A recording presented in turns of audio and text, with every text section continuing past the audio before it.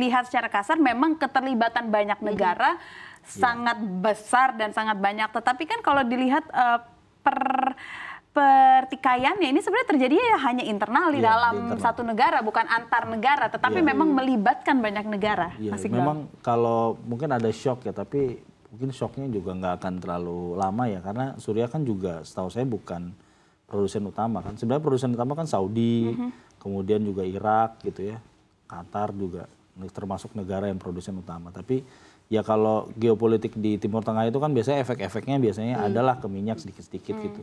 Cuman memang kalau kita lihat ya nanti efek ke Indonesia saya rasa mungkin nggak terlalu ini ya, karena tadi yang Saf juga singgung ini kan masalah di internal gitu. Justru sebenarnya sekarang posisinya mungkin Indonesia lewat OKI mungkin ya atau PBB juga bisa mendorong bagaimana sekarang pemerintahan yang baru transisi ini bisa berjalan baik gitu. Dan kan juga udah mulai banyak ya diaspora yang pengen pulang juga gitu kan, dan dari belasan juta ya pasti ada yang pengen pulang juga berkontribusi juga untuk negara ini. Jadi menurut saya sih ini yang jauh lebih penting ya, kita ke depan kita lihat bagaimana peran diaspora ini membangun kembali Suriah. Itu menarik sekali untuk sebenarnya sih kalau boleh nambahin, kalau misalnya kita lihat dari datanya, Suriah itu punya potensi untuk memproduksi minyak tuh 400.000 barel per hari. Nah, jadi ketika perang terus berkecamuk seperti sekarang, itu ada penurunan produksi jadi sekitar 200-an per hari. Dan negara-negara akan lari ke Suriah. Maksud saya ketika penurunan itu terjadi karena memang perang itu mengacaukan segalanya, mengacaukan situasi ekonomi. Tapi yang paling penting adalah kalau kita lihat data terbaru tadi pagi, harga minyak kan memang sedikit naik tuh. Brent itu naiknya kalau nggak salah 67 US per barel. Terus kalau yang West Texas Intermediate itu juga sekitar 50-an naiknya. Tadi juga saya sempat baca lagi ada potensi kalau misalnya tidak di-manage nih situasi risikonya di sana itu bisa sampai 80. Jadi kalau untuk Indonesia sih memang mungkin agak jauh ya dampaknya, tapi setidaknya ini harus membuat kita as a country itu woro-woro nih apa nih yang harus kita lakukan untuk kita tidak terlalu fokus terhadap impor minyak. Apa kita harus eksplorasi lagi semaksimal mungkin? Apa kita harus mengembangkan energi terbarukan atau seperti apa gitu loh? Apa yang harus dilakukan? Biar nggak dipending karena adanya kejadian ini. Nanti akan berpengaruh ke harga dalam negeri. Pada teriak-teriak lagi kan orang pusing kan.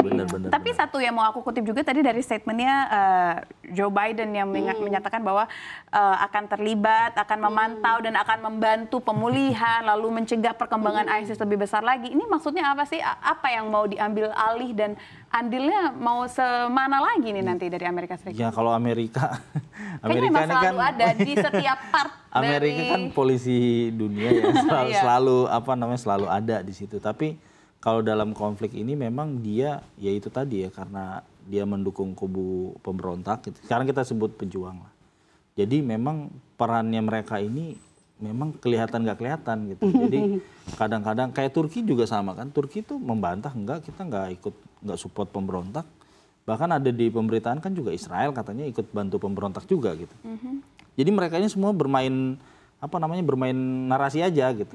Jadi yang saya lihat malah ya apalagi Biden bicara besok juga udah diganti lagi Trump. Iya, akan kita nggak tahu. Lagi pasti statementnya. Iya, apakah dan Trump ini kan juga relasi dengan Putin juga baik-baik aja. Sekarang Assad kabur ke Moskow. Tapi Trump itu bilang jangan ikut campur urusan Suriah.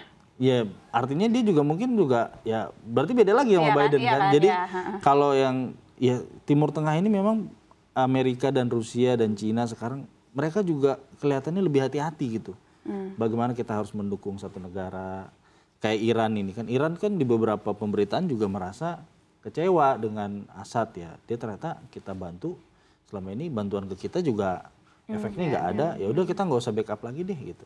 Jadi apa ya, Suriah ini saya pikir ketika ini rezim ini tumbang, paling nggak nih satu masalah yang menimbulkan banyak proksi ini bisa selesai dulu. Karena memang nggak tahu ya, ini keterlibatan kubu-kubu ini sangat banyak dibandingkan kita konflik di Gaza misalkan, itu kan ini jelas satu negara tapi keterlibatannya sangat banyak sangat sekali. ruwet ya tadi. Tapi sih kalau boleh nambahin, kalau saya sih lihat sih Amerika itu mungkin memang akan punya kepentingan terkait Israel aja sih. Selama Israel mungkin tidak diganggu oleh serangan-serangan dari Suriah, mungkin itu akan setidaknya membuat Amerika tidak terlalu diresein lah oleh Israel.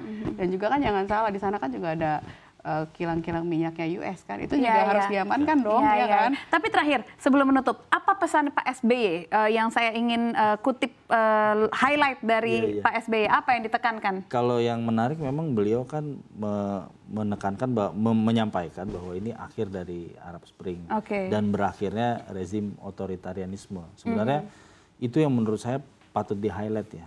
Jadi dimanapun kepemimpinan itu kalau udah otoriter, apalagi tidak menghadirkan kesejahteraan buat masyarakat, ya siap-siap risikonya ya akan terjadi seperti di Suriah. Itu menurut saya paling menarik.